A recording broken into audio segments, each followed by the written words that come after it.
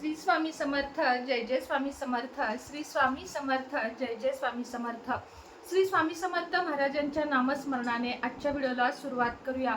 शुभ संध्याकाळ तुम्हा सगळ्यांना। कसे आहात तुम्ही सगळे? आशा व्यक्त करते स्वस्त असाल, मस्त असाल, स्वामींच्या सेवेमध्ये रममाण असाल।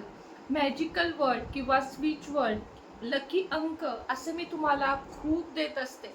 काही जणांना म्हणजे खरं सांगते 24 या अंकानं तर कित्येक जणांचं नशीब बदललं आहे। कुणाचं घर झालं, कुणाची जागा झाली, कुणाच्या मुलांना नोकरी लागली, कुणाचं लग्न झालं, तर कुणाला फायनान्शियल खूप जास्त फायदे झाले। कारण न्यूमरोलॉजी किंवा अंकशास्त्र हे खूप महत्त्वाचं आहे।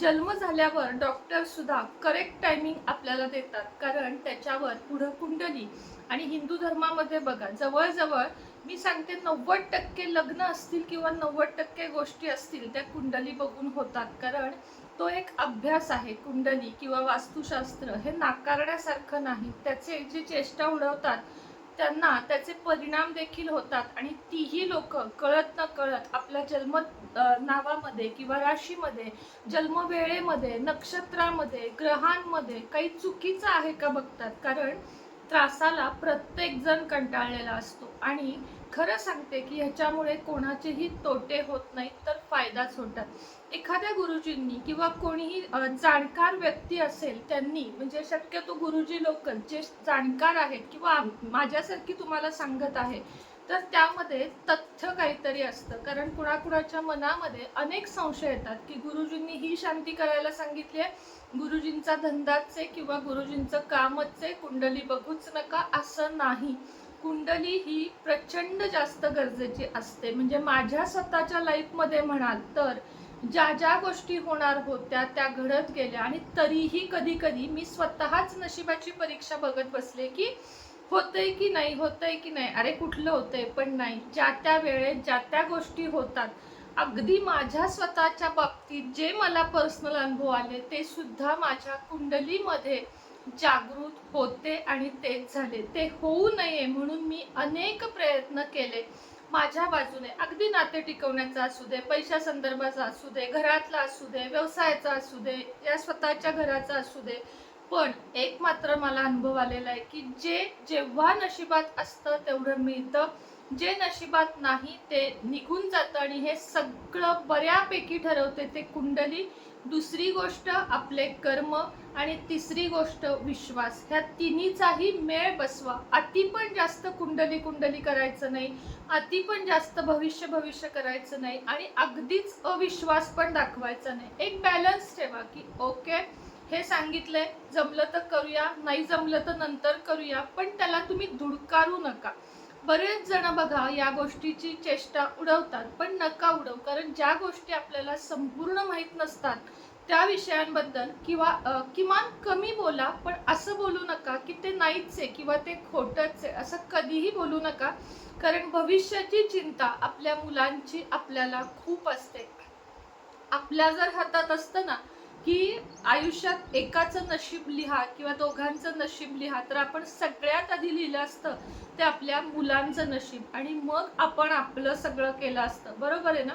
सांगायचा उद्देश एवढा की ज्योतिषशास्त्र, वास्तुशास्त्र हे जे आहे ना, अंकशास्त्र हा एक अभ्यास आहे, ही एक डिग्री आहे आणि ह्याला नकारता येत नाही। ज्यांना नकारायचं आहे त्यांनी असे व्हिडिओज बघू नका, पण त्याच्या खाली येऊन मी रील्स खाली बघते, म्हणजे माझ्या खाली तर टचवूड की मला एकही निगेटिव्ह कमेंट नसतो आणि आला तरी शेवटी त्यांची बुद्धी।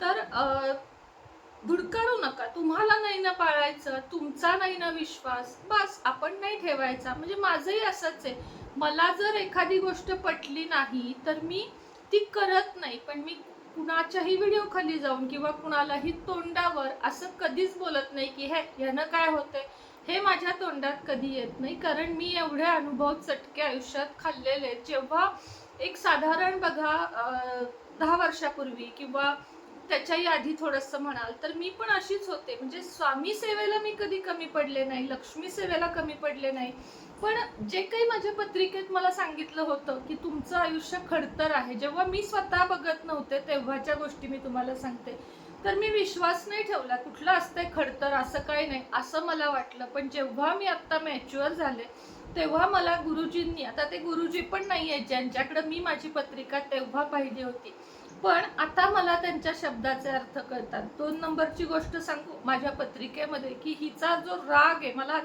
आधी मला खूप राग होता, तर तो राग हिचा एक दिवस जीव पण घेऊ शकतो. एकदा सोडून 2दा मी वाचलेली आहे रागाच्या भरात त्या गोष्टी करण्याच्या. पण मला याचं गांभीर्य तेव्हा नव्हतं कळलं की हे खरंच असतं, पण जसं अनुभवलं तेव्हापासून मी बऱ्यापैकी विश्वास ठेवते. म्हणजे आता सुद्धा बघा, सिंह राशीची 2.5 की 7.5 चालू आहे. तुम्हाला खोटं वाटेल, पहिल्या 7.5 माझ्या त्या पहिल्या गोष्टी घडल्या. दुसऱ्या 7.5 मध्ये म्हणजे ही आत्ता आहे ती दुसरी 2.5 वर्षाची, त्यामध्ये या गोष्टी घडल्या ज्या तुम्हाला सगळ्या माहीत आहेत. आता तिसरी डायरेक्ट माझ्या 17व्या वर्षी आहे, तेव्हा आपणच नसू असंच मी म्हणेन, की आपणच त्या काळात जाऊ. ती 7.5 बघायला लागूच नाही अशी माझी इच्छा आहे परमेश्वराजवळ. तर बघा तुम्ही, आता मीन राशीला चालू आहे, सिंह राशीला चालू आहे, अशा 3-4 राशींना आता 7.5 चालू आहे, 2.5 आणि 7.5. तर किती प्रमाणात त्रास होतो बघा. 7.5 मध्ये कुणाची आई जाते, कुणाचे वडील जातात, कुणाचा नवरा जातो, कुणाच्या मुलांना काही प्रॉब्लेम येतात, आजार पण येतं, नोकरी जाते, असे अनेक गोष्टी होतात. म्हणूनच या खास रेमेडी किंवा हे उपाय, हे नंबर मी तुम्हाला देत असते.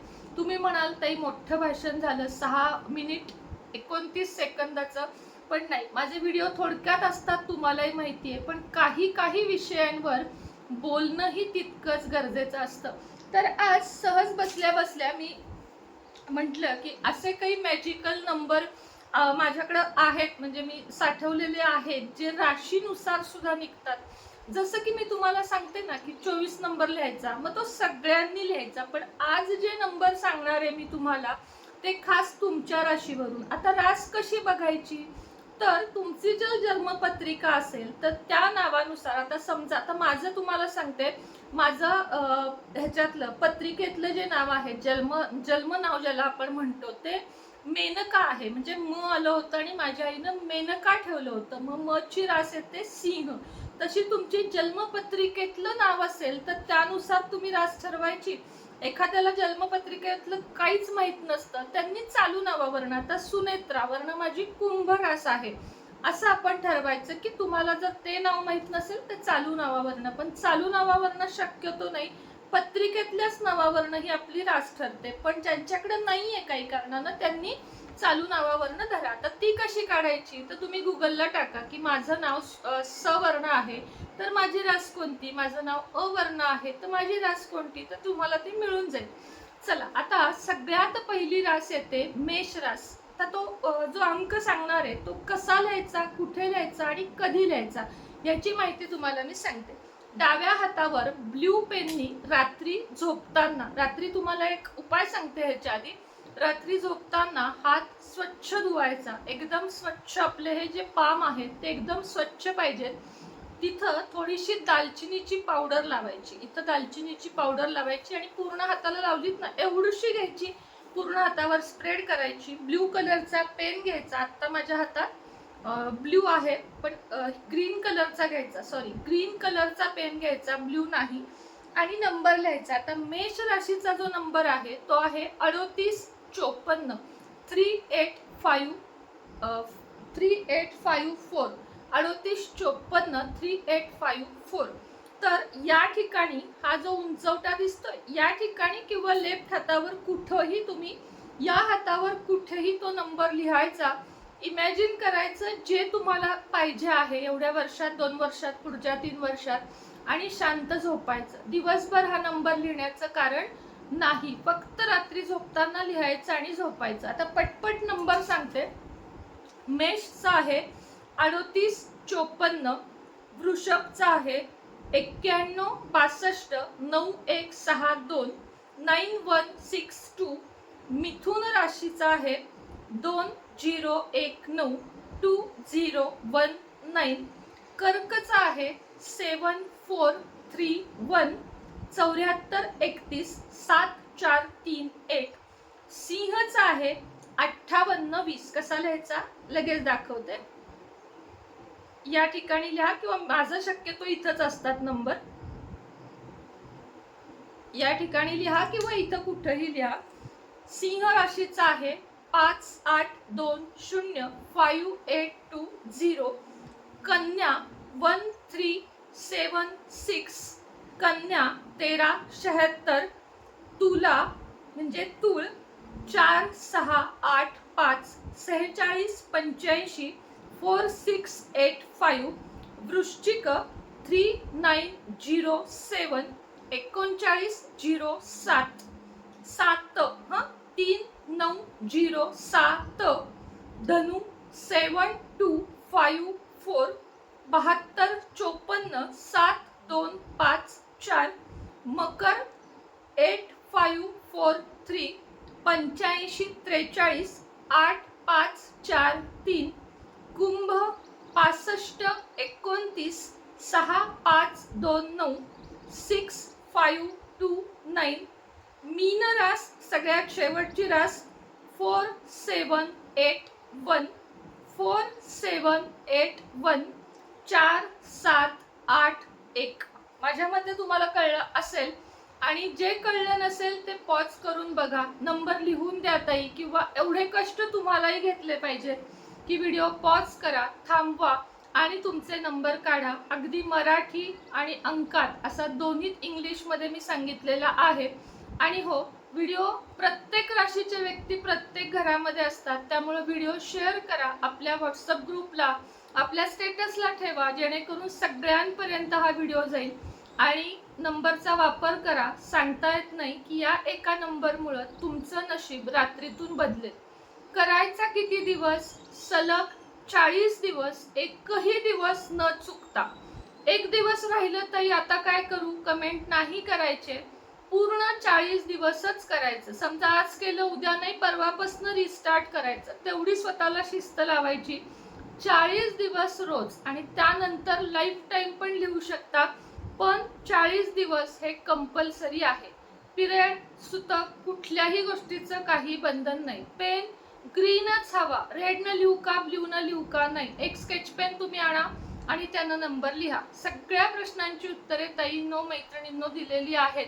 या नंबरचा फायदा घ्या. आणि व्हिडिओ आवडला असेल तर तुमची रास आणि तुमचा नंबर अवश्य कमेंटमध्ये लिहा, म्हणजे मलाही कळेल की तुम्ही किती लक्षपूर्वक माझा व्हिडिओ ऐकता. श्री स्वामी समर्थ.